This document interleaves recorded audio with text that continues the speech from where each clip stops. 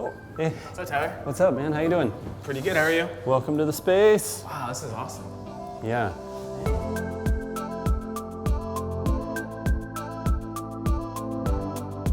We've been in here for just about 3 years, I guess. Wow.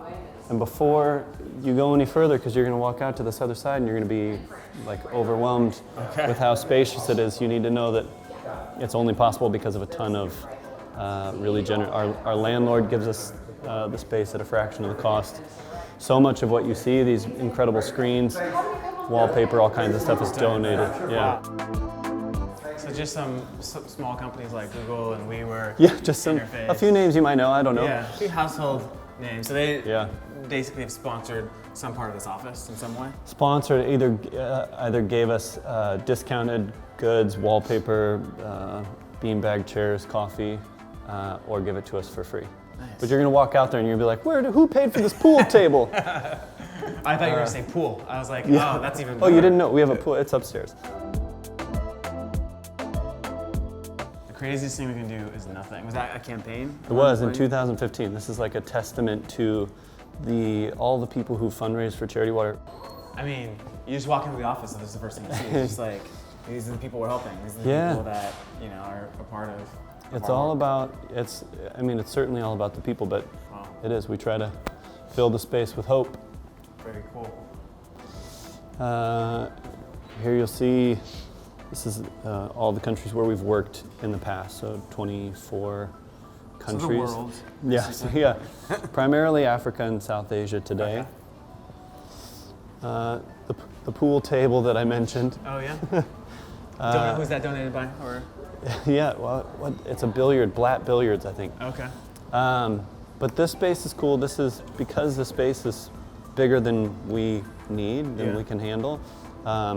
This sort of flex space serves as a shareable space for our well members, people who support the organization. If you were in town and you wanted to come work out of here, you'd be more than welcome to. I love these screens. They're like as you're walking through, it gives you information about the issue. Yeah. Yeah, I mean, I think it's just as important as showing or reminding people about the impact. Yeah.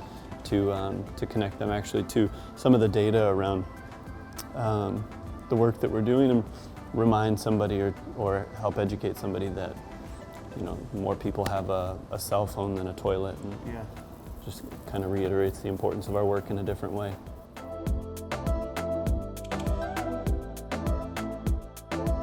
Yeah, a few screens here. These are, this is actually all on our website, but because we prove every single project with GPS coordinates and photos, you can go every drilled well, every biosand filter, every final project gets featured on this map. Oh. Yeah.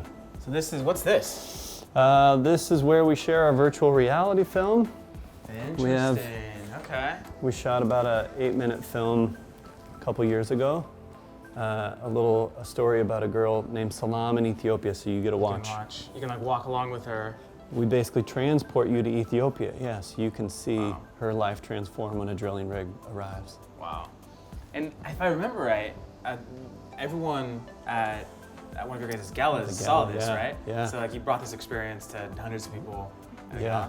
Yeah, it was awesome. We had 400 people sitting at the Metropolitan Museum of Art, and we had over 100 volunteers who came out with the headsets on little platters and walked up, and everybody assisted somebody. Wow. And so everybody watched it in unison. Yeah, a couple more metrics here around the fundraising platform, and then a little bit more subscription. Cool. Yeah. People are raising money online. All right, so we are here in the Charity Water offices. As you just saw, the amazing work Charity Water is doing, and it's spread all throughout their offices. We're going to sit down with Tyler to learn a little bit more about the organization and specifically dive into some advice on how to build an effective recurring donor program. Charity Water has made huge progress in this specific area over the past couple of years. Tyler has been kind of on the forefront of that. And so we're going to spend some time just learning about what Charity Water has done to successfully create such an amazing recurring donor program. So first off, thank you so much for agreeing to share with us a little bit more about Charity Water and specifically about the work you guys are doing in the field and the process in which you're raising funds. I think it's really inspiring for nonprofits in general. For those of you watching, we're here at the Charity Water offices, and it's such an honor to be here. And as many of you saw through the tour, Charity Water is doing incredible work. And actually, I haven't told you this yet, but it's one of the reasons why I started Funraise. When I started following Charity Water, I was amazed at the technology that Charity Water was using to raise funds online and to engage their supporters and community. And I was working in the nonprofit space. I was a part of Invisible Children and Liberty in North Korea.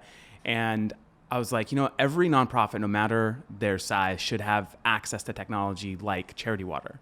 And so that's really what got me excited to start Funraise, was to be able to provide fundraising technology to the nonprofit community at a very accessible kind of price point.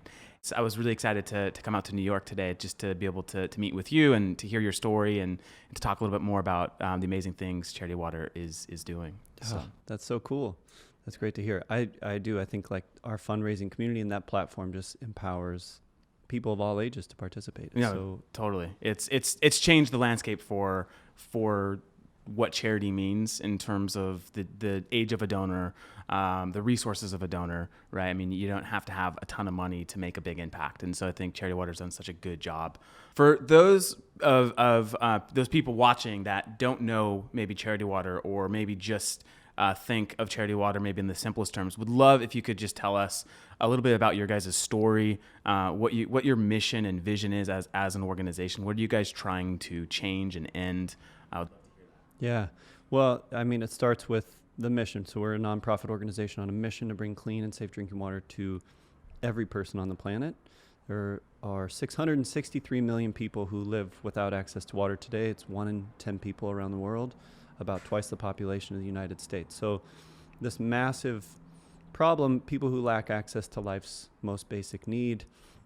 And if you live in developing countries in these really rural and remote areas, access may not exist. It may be far away. You may be walking hours every day with a jerry can on your back, or collecting water that is filthy, brown, has leeches and sediment in it, and it's making your family sick and sometimes even costing people their lives. So the mission for us is all about bringing clean water to people around the world. The vision, which I think is equally important, is to reinvent charity, to change the way that it's been done, to try to inspire a generation of generous people who expect generosity from the brands that they support and the companies that they work for, and just create a world where we all feel like we have some piece of us that's tied to giving back. And so that's really, a larger idea around trying to inspire a movement, and young people in particular.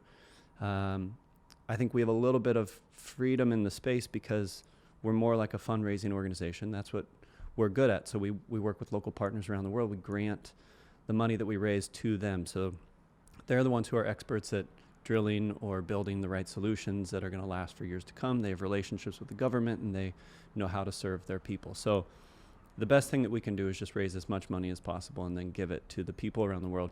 Yeah, who are already doing the work and already have roots in the ground. So one of the things that is so impressive to me is how well you guys quantify a dollar and what it can do and what it can accomplish. Can you talk a little bit about what are some of those kind of tangible results you as an organization have produced over the last, a decade that you guys have been working on this issue? Yeah, we're going to hit 12 years in September.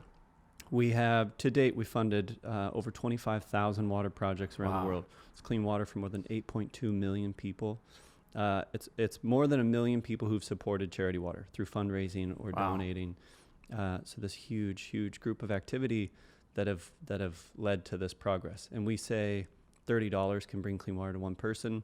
We work in 15 different countries around the world, and the solutions vary in cost. You have really expensive pipe systems that cover a huge region of Nepal or Rwanda, and then you have biosand filters that almost live at a household level in Cambodia. So one might be hundreds of thousands, one might be $65, but the average is right around 30.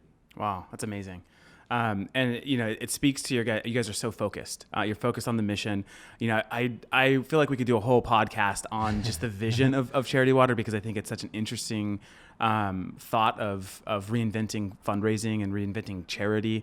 In many ways, that aligns with why Funraise exists as well, because we see that the old way of doing things in the nonprofit world not necessarily isn't working, but there are better ways, more efficient and effective ways to be doing things. Yeah, absolutely. And I can, as you walk into this office, you don't feel like you're walking into a normal nonprofit. You're walking into a place where every employee is proud of what they're a part of, proud to be doing what they're doing, and you just kind of sense that energy. One of the things that we've been hearing a lot from the nonprofit community is wanting to learn more about like predictable revenue, like how to create a more sustainable revenue stream. And I think that, at least in my experience in the nonprofit space and what I've heard a lot with just working with nonprofits is, it comes January, the budgets start over, and you're like, oh, we got to hit up all the same donors again. We got to ask them for maybe a little bit more money this year so we can, grow year over year. A lot of organizations aren't necessarily putting the time and thought into creating like a recurring revenue program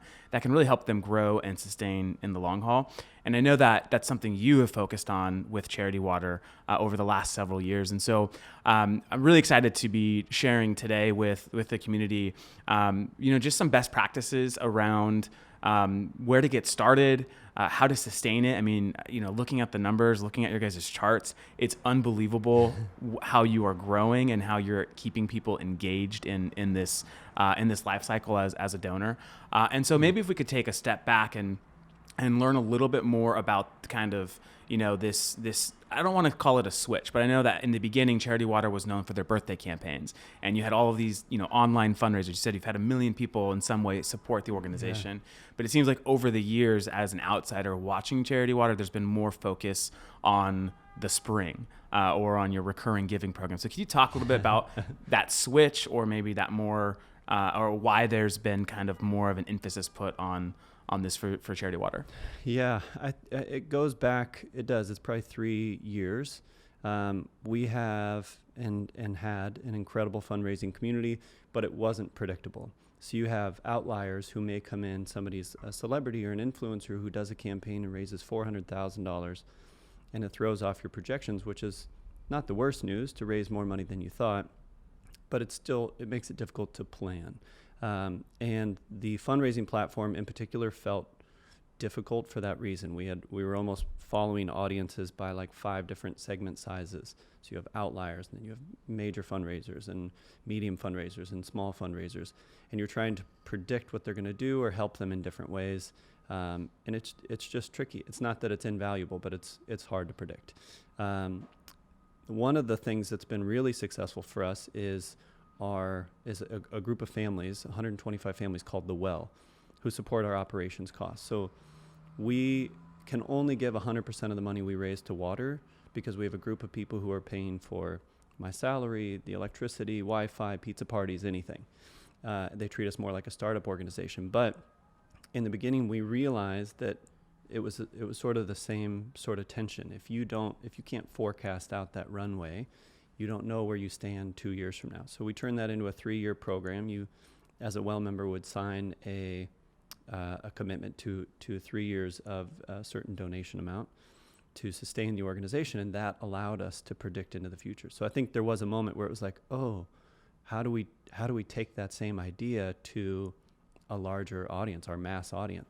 Yeah, so that's, I think that's like one of the interesting things, and something that you guys have done so well when it comes to fundraising. Well, not just fundraising, like everything you guys do, of course. But you're so focused on these different buckets. You've got teams focused on the Well, like you said, raising for the operations of the organization, so that the individuals who are giving, whether it's a lot or a little outside of the Well program, it's going to the impact that you see all over the walls here at Charity Water. Tell me a little bit more about the spring. How did you guys conceptualize it? So the spring, for those of you wondering, is Charity Water's monthly giving program. And they've got a lot of individuals who have committed.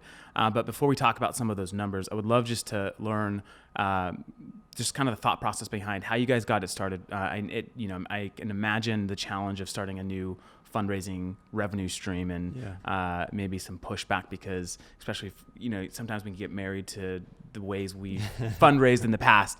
But tell me a little bit about the spring, how it got started, and when you started to kind of see that switch in terms of like momentum, and it started to become more part of just the overall DNA of Charity Water. Sure. In 2014, we had a huge year. We raised the most money we had ever raised. We helped 1 million people in a year. I think it was like $43 million we raised. Wow. So that was a banner year. The next year, we dropped down to 34 million. We could only help about 800,000. And it was the first time that we hadn't progressed. And the problem had been that the year prior, we had a couple of like unexpected major donations, people who were in a good place financially or had a company going public and were able to contribute stock and all kinds of things. So there were a couple major gifts that set the 2 years apart. And then going into 2015, the market went sideways and a whole lot of things changed. And we realized we need, for so many other reasons, to be able to know how much money we're starting the year with. And so there was value financially in a monthly giving community, so we don't start the year at zero. We know it's worth potentially this based on average giving amount and the size of a group. For us, I don't know. I think we started looking at other nonprofits who had monthly giving programs and trying to get a sense of what other, because it's not a new idea. It's universally successful. But we knew that we wanted to do it differently. We started looking at what other people were doing, and we wanted to think about it differently and not just as somebody who is, it's not like a set it and forget it. It's an investment in this problem that we believe that we can solve. It's a community of people who want to be part of this thing until the day that we finish it. And so, from day one, the idea has really been rooted in the sense of community, a determined group of people who want to see an end to the water crisis. What would you for the individuals that are part of this program today, if you were to survey them, or if you were to get some of them in a room to ask them, why are you giving monthly to Charity Water? What do you think they would say? I think it's all over the place. I know that it's all over the place. We've been really diligent about going back to this group and asking them questions about their experience and trying to improve it. I think part of it for us is like, we have ideas, but we don't know what's going to work or what's the most valuable. So how do we constantly test and try new things and not be afraid to fail? And just determined based on people's feedback what works. I know people feel like I'm making a commitment. I'm putting my thumbprint on a piece of paper and I'm saying, on the day that everybody in the world has access to clean water, I'm going to raise my hand and say I've been a part of that since 2016. And so there's like some badge of like, I'm solving this problem. There are other people who love getting access to information, going behind the scenes and feeling really connected to their impact. There are some people who don't want anything. They're like, I just know you guys are doing a good thing and I want to contribute. Yeah. So it's all over. And that's, I think that's like an important thing to note here is, no donor is the same, right? I mean, we can like sit in front of a whiteboard all day and try to conceptualize something and say, this is going to be the unicorn idea that's going to, cause our support base to all become monthly givers. But, as you outlined, you've got some people who are doing it just because they love the content and they love the access to it. And ultimately it's about that impact. You have other people who are like, they see the vision, they see that like, we are going to end the water crisis. And I think that what's important is you guys have identified these different kind of levers. So talk to us a little bit about how you get to know your monthly supporters so that you can retain them, right? It's one thing to get someone to give on a monthly basis, but how do you retain them? How do you keep them in the fold so that they don't churn or they don't stop their subscription? Yeah, I think initially one of our instinctive moments was these people deserve to be reminded constantly they're part of this big thing. Which is contrary to, I feel like, a lot of organizations, because it's like, we want to get you to give monthly, and we're not going to say anything because it's just passively coming out of your your bank account or charge your card once a month, and you just kind of forget about it. But You guys are doing the opposite. You're reminding, you're giving us money every month or quarter or year, and you guys are proud of that. You want to keep that at the forefront. So sorry, I cut you off. But well, I think that's really cool. We do a gala every year where about 400 people come into a room, and we always treat the moment in the same way. Like we're going to have an auction. You are going to up your amount, choose how much you want to give. You're getting nothing in return. This is like not about a timeshare or a vacation or a couple's massage. This is about unadulterated giving. So the idea for our giving program is the same. How do we just make you feel incredible about this contribution you're making? We time we call it a good news email. So the day that your donation gets processed, you also receive this email notification that's a little dose of good news to remind you about the impact that you're making every month. That's super cool. And I think that, two things I want to say in response to that. That's an amazing idea, first off, right? And I imagine that takes some work to be able to obviously get those emails out on those kind of withdrawal dates. And it's probably not perfect, but that shows effort and shows that the communication is important. But one thing you said that I push back on a little bit, but in a positive way, is when people give, they're not getting anything in return. I know what you meant in the context of the gala, because galas are notorious for you buying stuff you can already afford elsewhere and you're paying a ridiculous price for. But instead, and this is what Charity Water does so well, is it shows you the impact. Yeah. I've watched live from one of your guys' galas where a well was being drilled and water would come shooting out. Like, everyone was a part of that experience, and I think that the more nonprofits can give their donor base that experience of the impact that's being made on the ground level, there's nothing else that you have to give someone, right? Yeah. Because we're just, as individuals, we give out of emotion, right? Like, that's one of the number one drivers of why we give. It's because it feels good, or we know that it's helping somebody, and that's important to a lot of human beings. Yeah. And so I think that Charity Water has just really done a remarkable job at showing the return on the donation, right? Like, where that money is going, how it's actually driving impact, and not just it through these quarterly reports or whatever, but actually very visually everywhere, right? Whether it's email, whether it's social media, it's in many ways you guys have found where your donors are and you're speaking to them through those channels. Yeah, and you talked about our office space and this movement trying to reinvent charity. I think a lot of it is tied back to values. We certainly focus on transparency and choosing hope instead of guilt, and trying to make people feel powerful instead of powerless in taking action.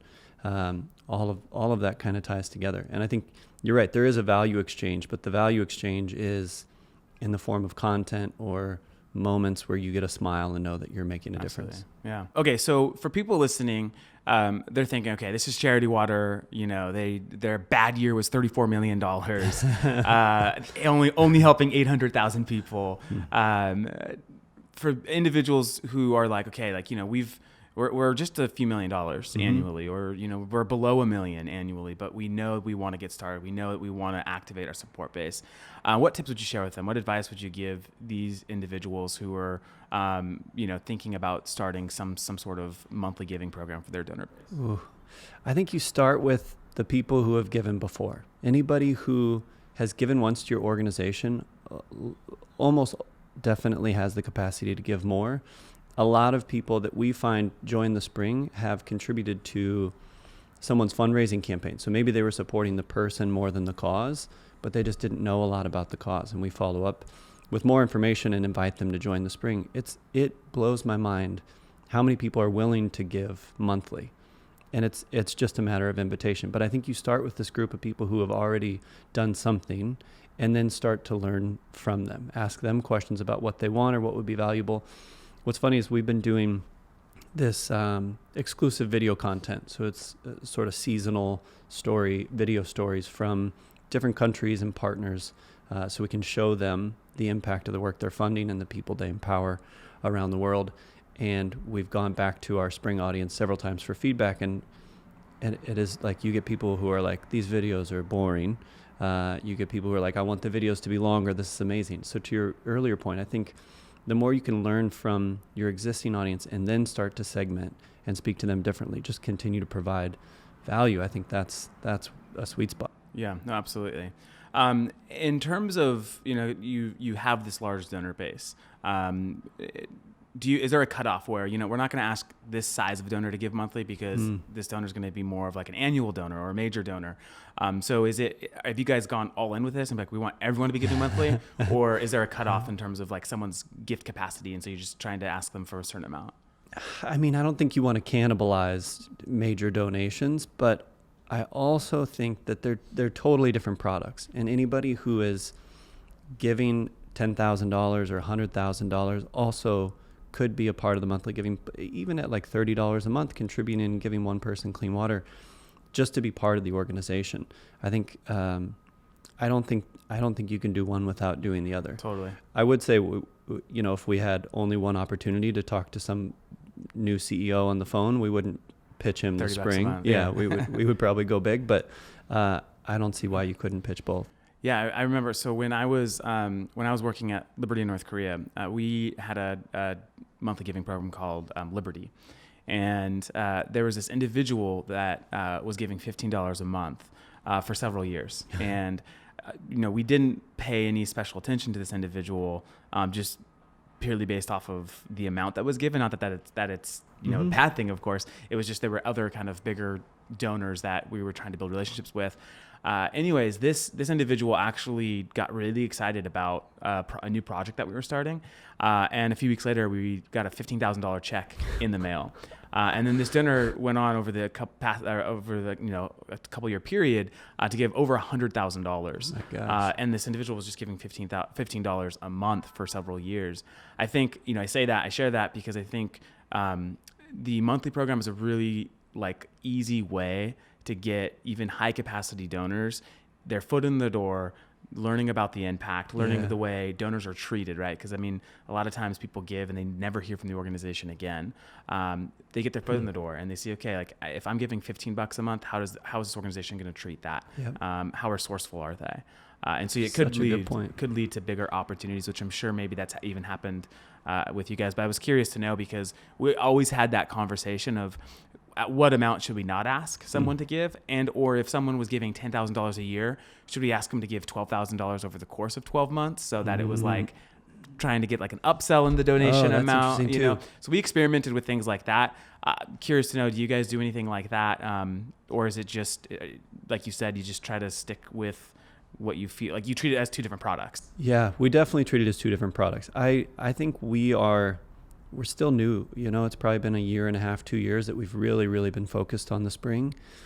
We're not great at upselling, asking people to increase their giving, or even acquisition. We started by trying to build a product that we were proud of and an experience that people would enjoy and continue to value for months and months and months.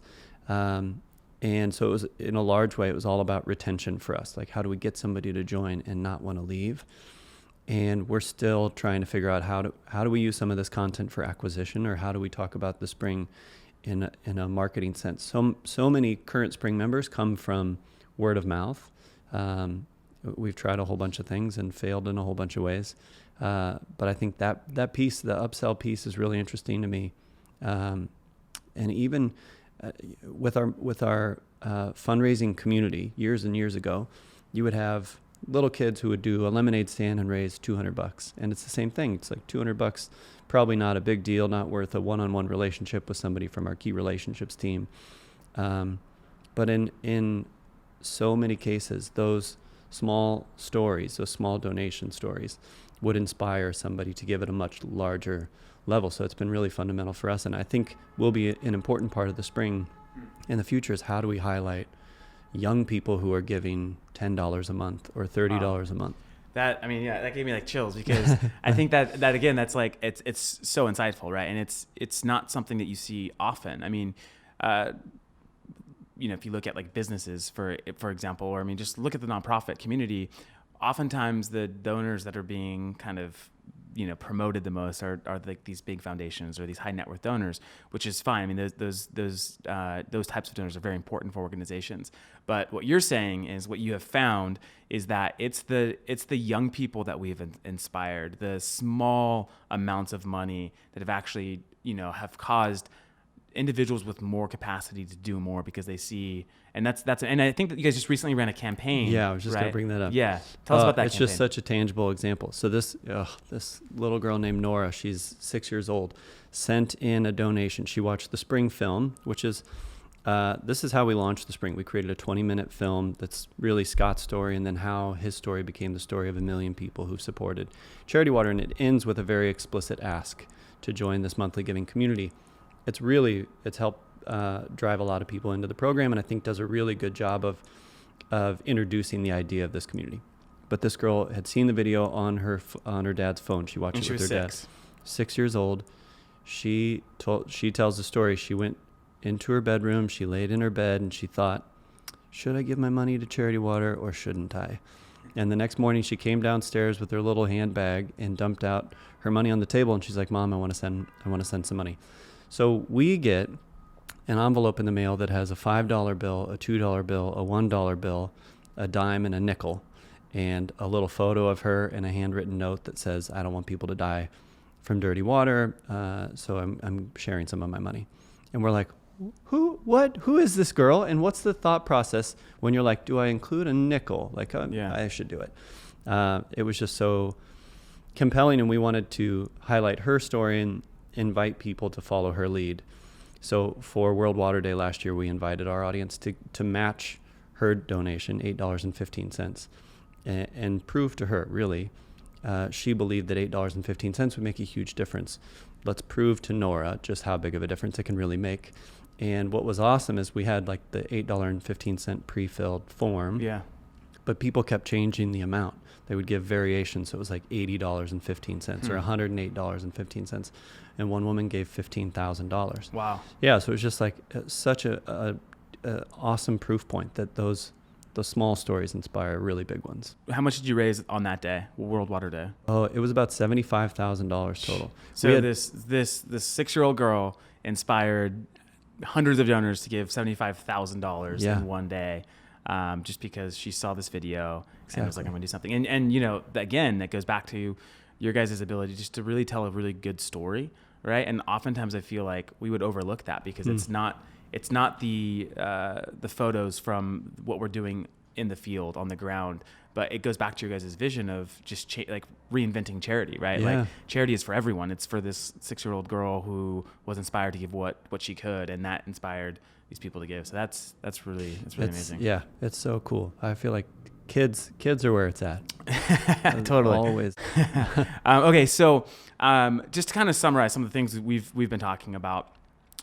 Charity Water has made this move into activating their supporters to give monthly, and to be able to, when you start the year, we want to know what's our run rate for the year? How much money can we, if like all of the revenues dry up, what revenue can we count on? What's going to be predictable? If you're okay with sharing, like, how have you guys grown your program when you started the Spring to where it's at today? How has it grown? I would love to know a little bit about your, how many people are signing up on a daily basis, monthly basis, if anything like that is that you can share. Ooh, yeah, it's only getting more and more exciting. So we a year and a half ago or 2 years ago, when we launched that initial 20-minute video, the goal was 10,000 monthly givers, subscribers. We think of them more as subscribers because you have this suite of products that you already subscribe to, especially young people. Movies and books, Netflix, and anything. So it's already sort of familiar jargon or logic, and it's a cool thought to reframe, like, what is the one thing I subscribe to that's for somebody else? So 10,000 was the original goal. It took us, maybe a couple months to get there. It felt like we didn't know when we unveiled that video if people would watch a 20-minute video, if it would instantly inspire 10,000 people. So in an encouraging way, I would say it's a slow process. Today, the program has grown to 21,800, and we can check the dashboard. Yeah, it's like right outside the 843. Yeah. So it's gone up a few since I've been here. Yeah, that's right. Yeah, it's 50 new subscribers today, and 13 people have canceled. Should we name those 13 people now? And in alphabetical order. Yeah, but I think the growth is slow, and it's just been a lot of learning. One of the most successful things that we're doing right now is these paid Facebook ads that drive people to the video. So people really like a lookalike audience who would go see this video for the first time and then maybe take action. Wow.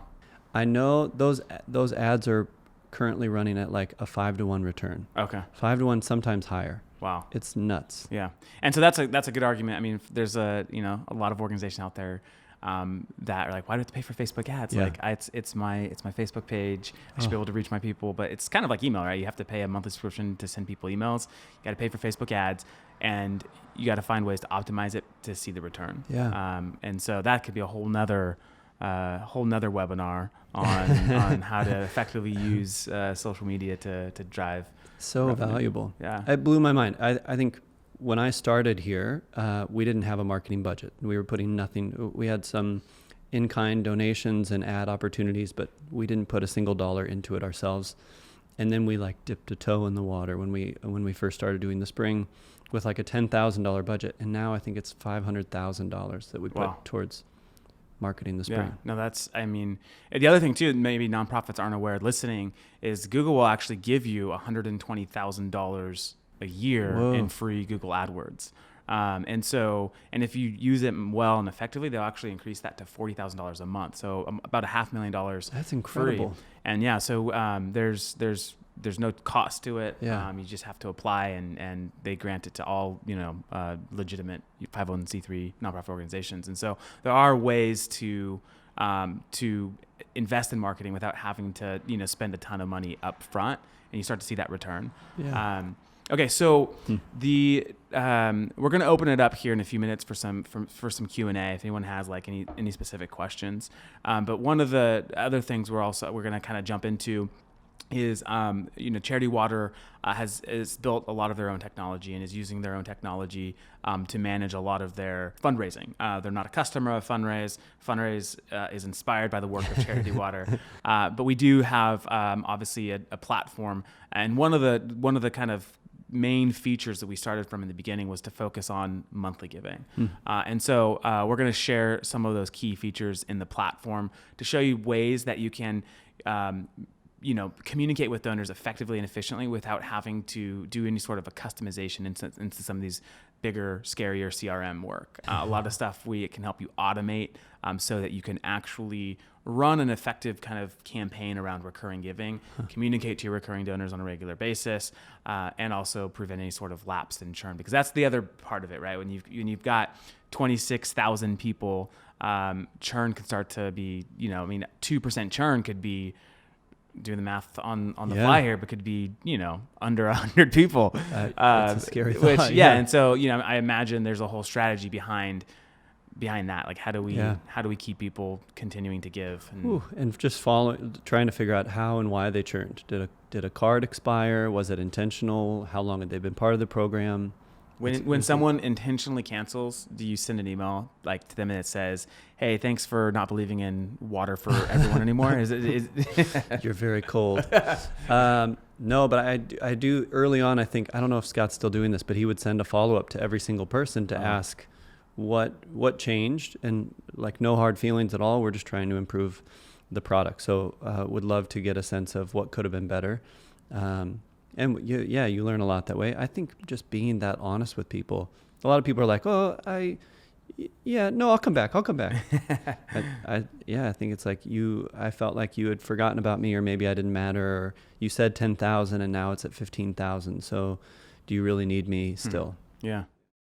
So one of the best ways to either rebuild your recurring donor program or to start a new one altogether is to start with a campaign that has a deadline and gives the donors the ability to understand what their impact will have for your organization. And so here in Funraise, I want to walk through a couple different tools we have to help you build and retain an effective recurring donor program. So I'm going to start with our campaign sites feature.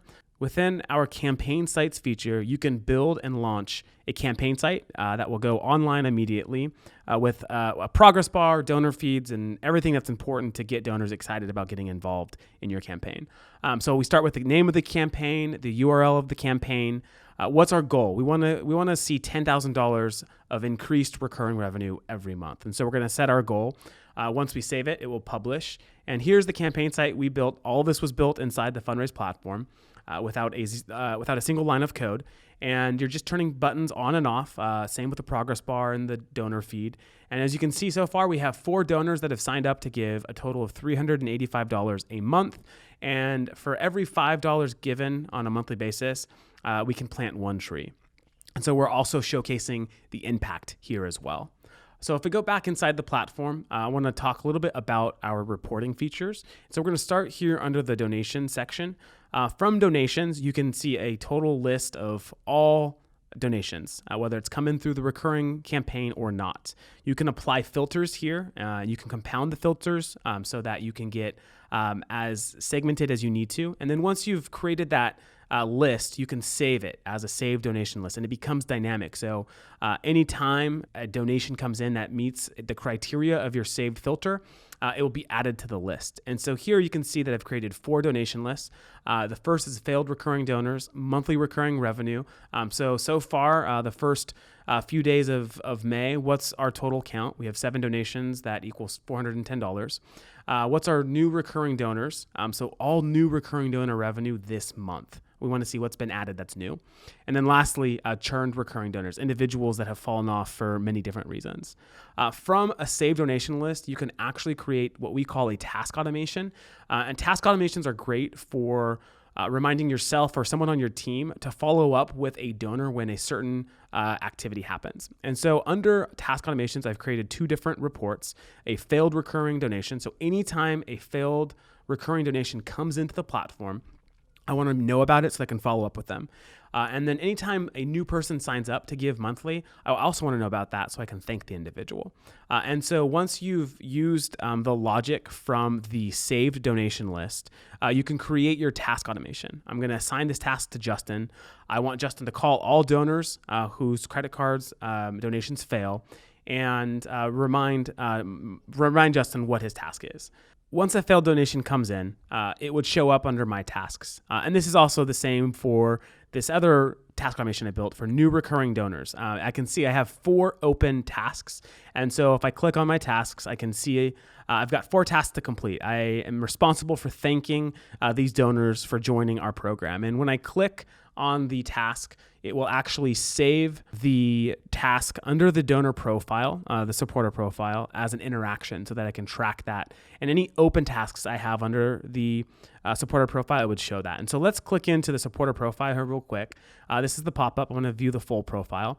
And there's 4 different sections on the supporter profile. The donation history. So as you can see, is I've got a 45 recurring donation.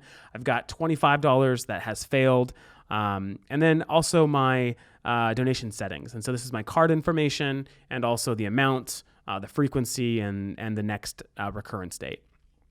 Also, you have demographics. And so when someone gives, we work hard to find more data on the donor so that you have more insight on how you should treat this particular recurring donor. From this section, you can also view all interactions and open tasks. And so you can see we've already completed this interaction, and we've got this open task to thank the donor for the new subscription. As you'll see in a second from our email section, any email that I receive and open or maybe bounces, you can actually see that under the email analytics section.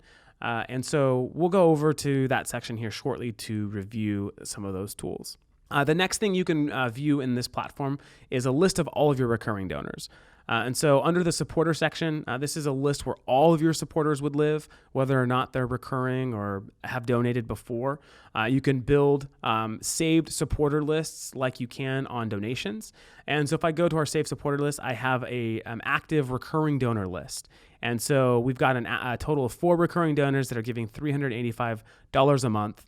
And so if we were to multiply that by 12, we would see that's over $4,000 of recurring revenue that we can count on this year. So very easy to report and to find the data that you're looking for. Also, we have a tool under this section called My Portfolio. So if you are managing recurring donors, you can auto-assign all recurring donors to yourself. You could then manage those donors from this section. Under trends, you can see all sorts of information about your fundraising activity, but I want to focus just to stay relevant on recurring. So as I scroll here to the bottom, I have a list of my recurring donors that are set to expire. Visa has put out a report that states if you run any sort of subscription business, you can expect 30% of those subscriptions to fail due to card errors and so forth. And so what we're doing here is we're showing you over the next 90 days, you have X amount of donors who are set to expire, and the potential loss would be $1,700 annually. And so with that bad news, we give you a couple very proactive tools to mitigate this lapse donation. The first one is an auto update tool. Every 2 weeks, we're reaching out to the credit card companies, Amex, Visa, MasterCard, and so forth, asking if there's any new data for that credit card. So if an individual's card gets stolen and they got a new card, we would be able to obtain that new credit card information for that donor so that that subscription goes uninterrupted. The second tool we have is under our automated email section. We have created a drip campaign, which is a series of emails that to send to the donor to ask them to update their credit card. And so in this particular drip campaign, expiring recurring donor drip, you could start 60 days out and send 2 days after their card expires. And if the donor responds to any one of these emails and updates their card, they would not receive any subsequent emails. And so if you click in to see the actual email editor, you can see it's a very beautiful email that you can design just by uploading an image and writing some content, asking the donor to update their card by clicking this button.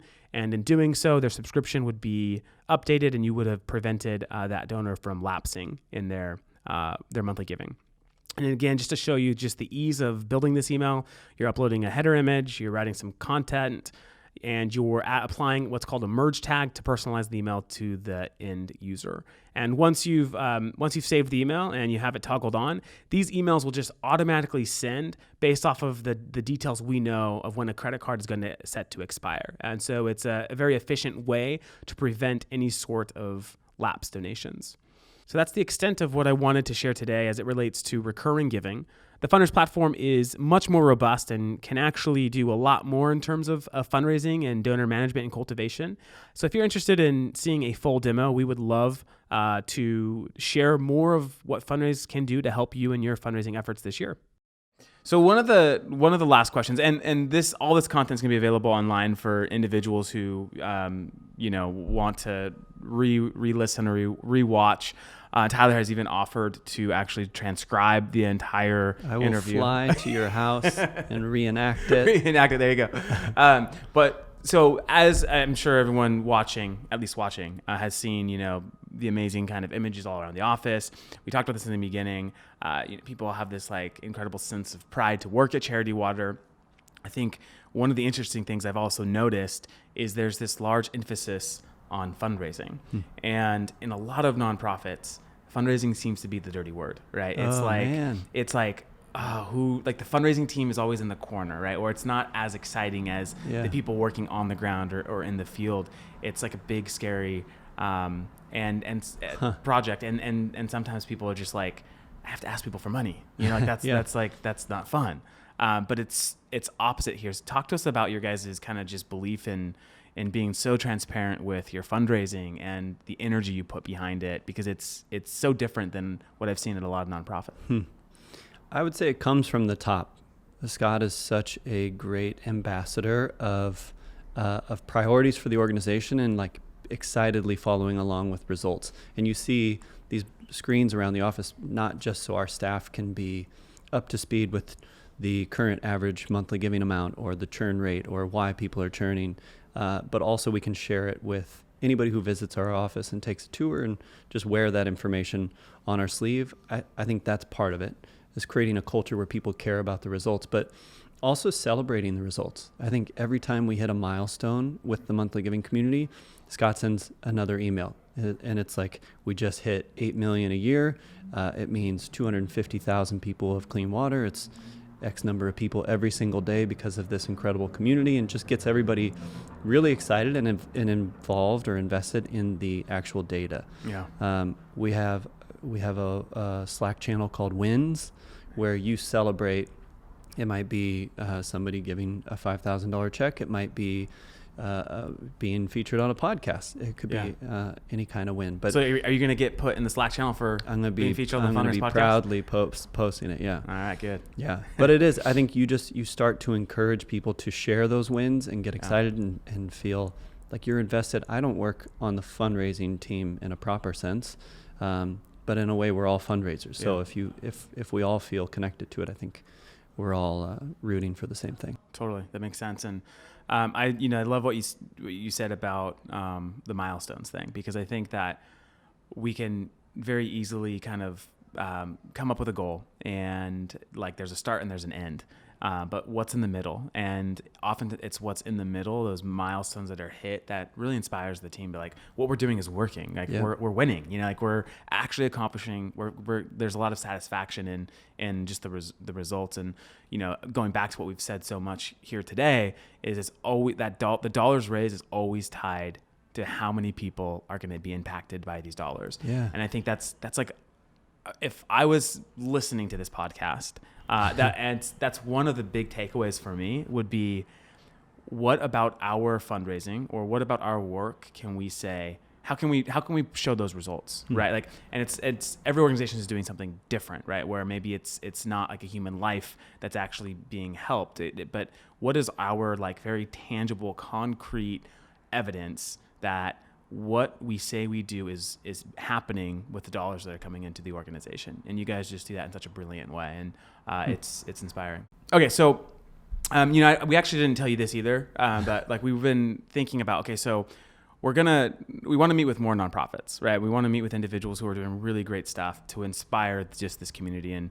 when we were meeting with Charity Water a few months ago, I think it was with Anthony, he mentioned that like, part of the thing that excites us as Charity Water is to inspire other nonprofits. And so I think there are others out there all across the country, and that we would love to talk with and to do something similar to what we're doing today. Yeah. And because we're not a nonprofit, we're a for-profit company that really believes in this space.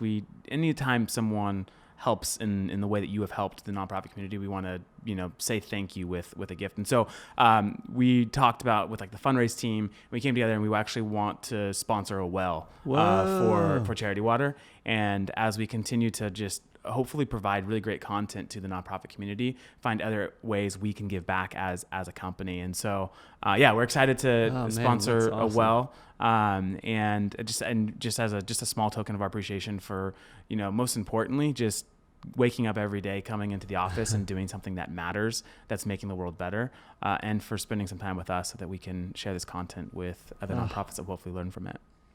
Well, that's amazing. Thank you. I think there are two cool things that come to mind. One, you're going to get to experience this reporting and see how your contribution makes a difference, and actually get to see the people that you're helping, and you could potentially go visit it. You'll get like photos and GPS coordinates on Google Maps, so you'll know exactly the impact of your work. Yeah, that's awesome. So that'll be like a fun experience for you. But also, I just think it's so incredibly valuable that you guys provide tools back to people to make it accessible. Because it is, I would say, one of the things that we've learned is trying to do it yourself, trying to create your own products can be really, really hard and really clunky, and it makes it difficult to change or improve. Like we get stuck on a lot of V1s. Yeah. And so to reiterate and grow is totally on us, and it's just tough. But I think you're providing an incredible service for other people, and I'm happy to be a part of it in any way I can. Well, thank you so much. Yeah. Thanks, Tyler. Appreciate it. Yeah, thank you. Signing off. Bye-bye. Bye-bye.